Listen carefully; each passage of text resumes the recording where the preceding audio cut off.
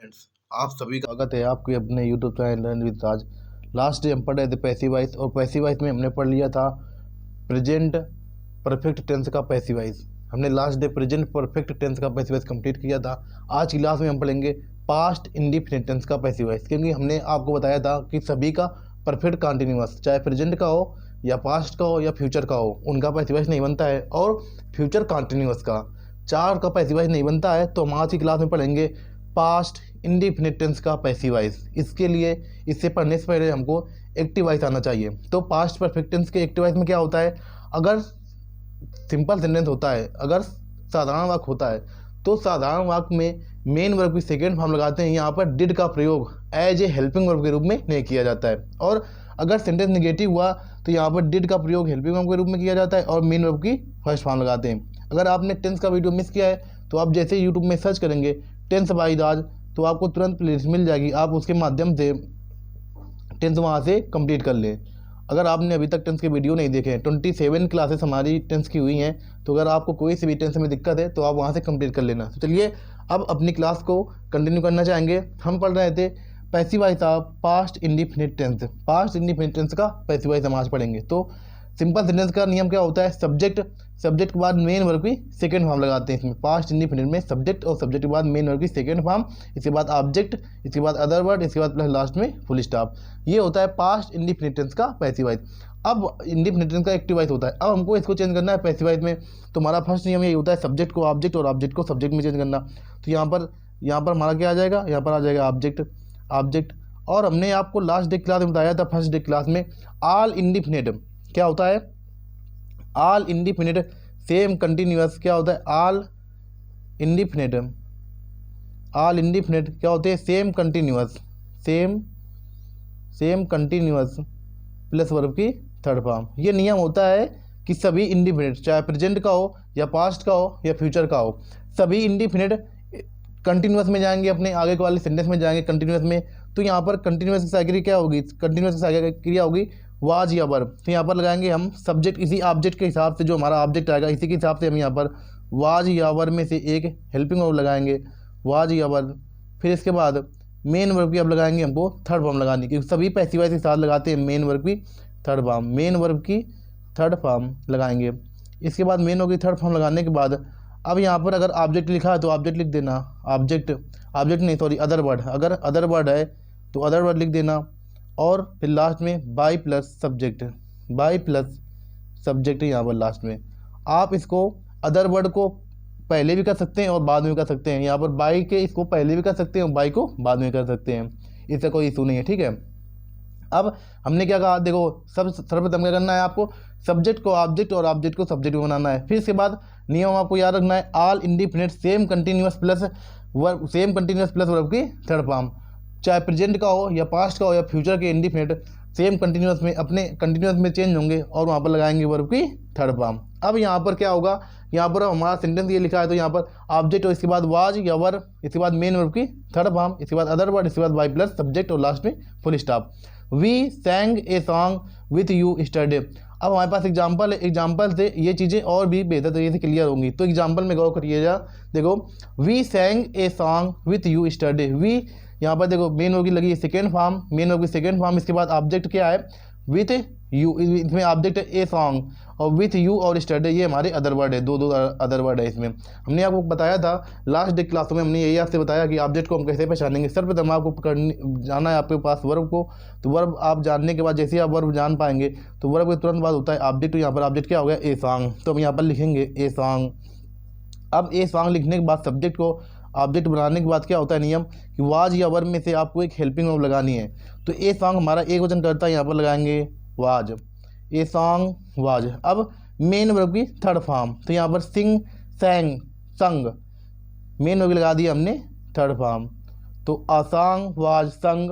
अब इसके बाद अदर वर्ड है तो अदर वर्ड यहाँ पर दिया गया क्या, विथ यू है, विथ यू।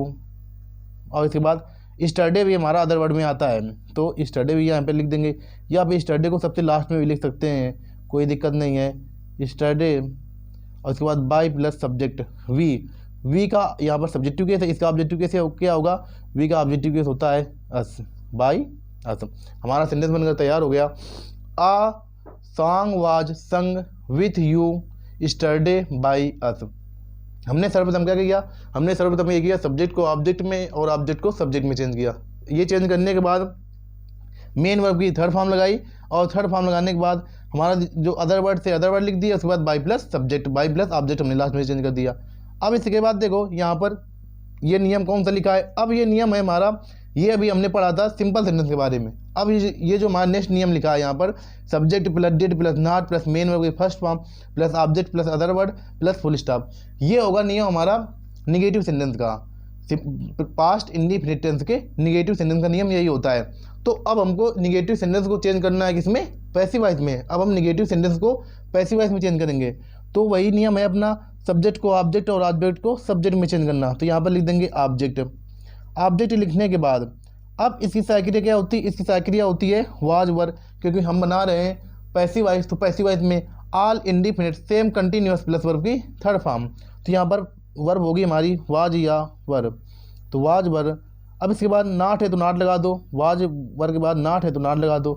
अब सभी पैसिव वॉइस सभी पैसिव वॉइस के साथ लगाते हैं मेन वर्ब की थर्ड फॉर्म। तो यहाँ पर हमने लिख दिया मेन वर्ब की थर्ड फॉर्म। ठीक, मेन वर्ब की थर्ड फॉर्म के बाद यहाँ पर अगर अदर वर्ड दिया गया है तो अदर वर्ड लिख दो। तो यहाँ पर लिख देंगे हम अदर वर्ड, और इसके बाद बाई प्लस सब्जेक्ट। तो यहाँ पर बाई प्लस सब्जेक्ट क्या, जो सब्जेक्ट होगा वही अपना ऑब्जेक्ट के रूप में कन्वर्ट करके यहीं पर बाई प्लस ऑब्जेक्ट जो होगा लिख देंगे। अब ये आपके सामने सेंटेंस लिखा है, तो हमने आपको बताया ये सेकेंड जो नियम हमारा लिखा है ये है निगेटिव सेंटेंस का, पास्ट इंडिफिनिट का निगेटिव सेंटेंस। तो इसमें क्या होता है, ऑब्जेक्ट प्लस वाज या वर, आपको एक हेल्पिंग वर्ब लगानी, इसके बाद नॉट और मेन वर्ब की थर्ड फॉर्म, और इसके बाद अदर वर्ड, इसके बाद बाई प्लस सब्जेक्ट, ये लिखना है आपको। They did not do my work. देखो सेंटेंस क्या लिखा है आपके सामने, they did not do my work. यहाँ पर डिड नॉट आ गया तो हमारा पास्ट इंडिफिनिट का निगेटिव सेंटेंस है। हमने कहा था आपको पास्ट इंडिफिनिट साइक्रिया क्या होती है, डिड होती है सभी कर्ता के साथ, कर्ता चाहे एक वचन हो या फिर कर्ता बहुवचन हो, सभी कर्ताओं के साथ साइक्रिया डिड का प्रयोग किया जाता है। लेकिन सिंपल सेंटेंस में डिड का प्रयोग एज ए हेल्पिंग वर्ब के रूप में नहीं करते हैं, इसका प्रयोग केवल निगेटिव, इंट्रोगेटिव और इसके बाद डबल इंट्रोगेटिव सेंटेंस में ही किया जाता है। तो यहाँ पर देखो सब्जेक्ट को ऑब्जेक्ट और डू मीन्स होता है करना। तो हमने आपको बताया था क्रिया के तुरंत बाद में आता है ऑब्जेक्ट। तो यहाँ पर ऑब्जेक्ट क्या हो गया, माई होमवर्क। माई होमवर्क ये पूरा हमारा ऑब्जेक्ट है, तो हमने इसको सब्जेक्ट रूप में कन्वर्ट कर दिया। तो माई होमवर्क, माई होमवर्क। अब इसके बाद आपको सहायक क्रिया क्या लगानी है, वाज या वर में से। तो my homework, our homework, their homework, ये हमेशा सिंगुलर होते हैं। तो माई होमवर्क वाज। अब नॉट है तो नॉट लगा दो, माई होमवर्क वाज नॉट। अब लगाएंगे मेन वर्ब की third form, do did done, done लगा दिया मेन वर्ब की थर्ड फॉर्म। अब इसके बाद by plus object.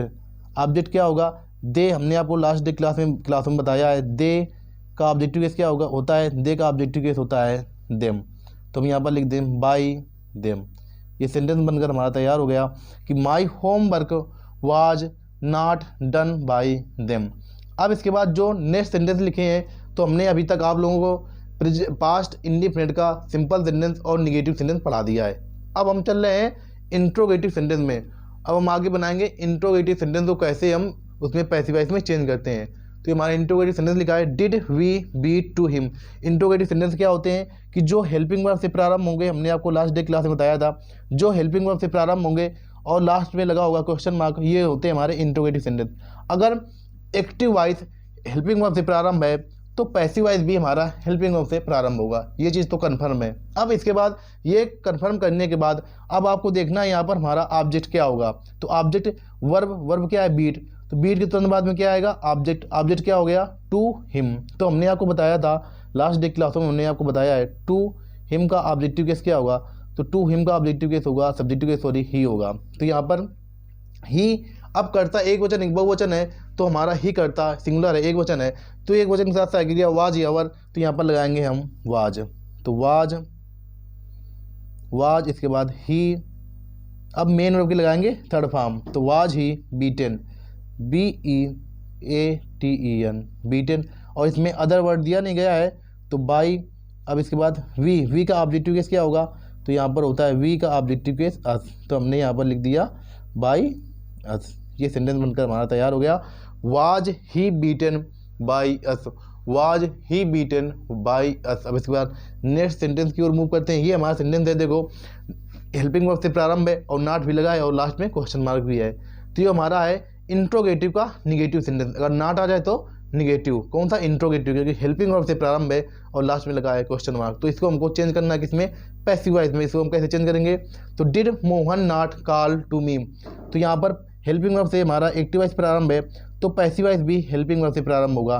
To me, यहाँ पर कॉल के तुरंत बाद में क्या आएगा, ऑब्जेक्ट। ऑब्जेक्ट क्या है, टू मी। तो टू मी का सब्जेक्टिव केस क्या होगा, टू मी का सब्जेक्टिव केस होगा आई। हमने आपको बताया था इसमें जो पास्ट कॉन्टिन्यूअस होता है इसमें आई के साथ, पास्ट कॉन्टिन्यूअस टेंस में आई के साथ वाज का प्रयोग किया जाता है। तो हम इसके साथ किसका प्रयोग करेंगे, आई के साथ वाज का। तो यहाँ पर क्या लगा देंगे हम, सर्वप्रथम वाज, क्योंकि हमारा जो एक्टिव वॉइस है हेल्पिंग वर्ब से प्रारंभ है तो पैसिव वॉइस भी हेल्पिंग वर्ब से प्रारंभ होगा, तो वाज। अब इसके बाद टू मी का ऑब्जेक्टिव केस को इसमें हम सब्जेक्टिव केस में कन्वर्ट करेंगे तो क्या होगा, हो जाएगा आई, वाज आई नॉट। अब इसके बाद मेन वर्ब की लगाएंगे third form, was I not called, और इसके बाद बाई। अब मोहन है तो मोहन का ऑब्जेक्टिव केस क्या होगा, मोहन ही हो जाएगा, मोहन, लास्ट में क्वेश्चन मार्क। तो ये हमारा सेंटेंस बनकर तैयार हो गया, was I not called by Mohan. अब इसके बाद नेक्स्ट सेंटेंस की तरफ मूव करते हैं। नेक्स्ट सेंटेंस हमारा क्या लिखा है, who read a book with you, who read या read, who read a book with you. तो इसको हमको चेंज करना है पैसिव वॉइस में, तो इसको हम कैसे कन्वर्ट करेंगे, हु रीड या red a book with you. हमने आपको लास्ट डे क्लासों में हु का कॉन्सेप्ट बताया है कि हु हमेशा ये समझ लेना 99% हु हमेशा ये हमारा सिंगुलर सब्जेक्ट होता है। और जो सिंपल सेंटेंस जिस सेंटेंस में होगा तो उसमें जैसे हम सिंपल सेंटेंस को बनाते हैं उसी तरीके का नियम हु के साथ लगता है। ये चीज़ हमने आपको बताई थी। और इसके बाद हु को किस में कन्वर्ट करते हैं, हु को हमने आपको बताया था हु को हुम में कन्वर्ट करते हैं। ये आपको याद रखना है। और हु जिस सेंटेंस में होगा, अगर प्रेजेंट का है तो प्रेजेंट में सिंपल को सेंटेंस को जैसे बनाते हैं तो वैसे बनाएंगे। अगर पास्ट में है, पास्ट इंडिफिनिट का है तो पास्ट इंडिफिनिट का जो सिंपल सेंटेंस बनाने का रूल होता है वही नियम इसमें भी लगेगा। तो देखो यहाँ पर who red, red, who read a book with you. तो हमने आपको बताया हु का हम चेंज करेंगे तो बाई हुम, यहाँ पर से ये बाई हुम। अब इसके बाद विथ यू, तो ये हमारा अदर वर्ड हो गया विथ यू। अब इसके बाद ए बुक सिंगुलर रहेगा, प्लूरल है तो आपको लिखा है इसमें ए बुक, तो by whom was a book read with you. By whom, देखो by whom was a book read with you. अब यहाँ पर हम इसको ऐसे ही बना सकते हैं, हुम was a book read with you by को हम पहले भी लगा सकते हैं और बाई को लास्ट में भी लगा सकते हैं, ठीक। अब इसके बाद देखो नेक्स्ट सेंटेंस की ओर मूव करते हैं। इसी का है negative, who did not love to me, who did not love to मी।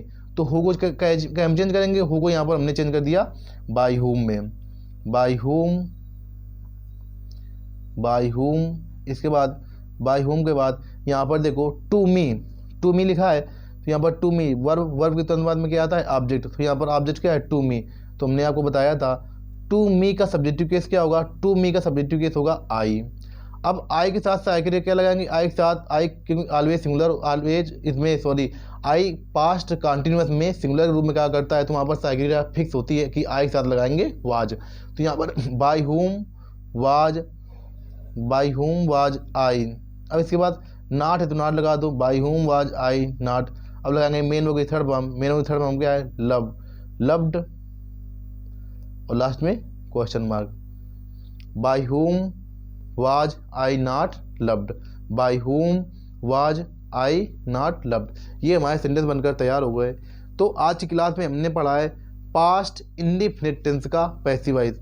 आज की क्लास में हमने जितने सेंटेंस बन सकते थे, अभी ये सेंटेंस आपको हम 1 बाय 1 पढ़ा रहे हैं। इसके बाद जैसे ये सेंटेंस खत्म हो जाएंगे तो उसके बाद हमारी एक सीरीज चलेगी जिसमें से करीब सभी के, चाहे प्रेजेंट के हों या पास्ट के हो या परफेक्ट के हो या उसके हों फ्यूचर के, तो सभी करीब 10-10, 15-15 सेंटेंस आपको ऐसे बताए जाएंगे जो ये समझ लेना आपने अगर वो सेंटेंस तैयार कर लिए तो आपको पैसिव वॉइस में कोई भी दिक्कत का सामना नहीं करने पड़ेगा अभी आने वाले एग्जाम में। अपकमिंग एग्जाम में आपको किसी भी प्रकार की समस्या का सामना नहीं करना पड़ेगा।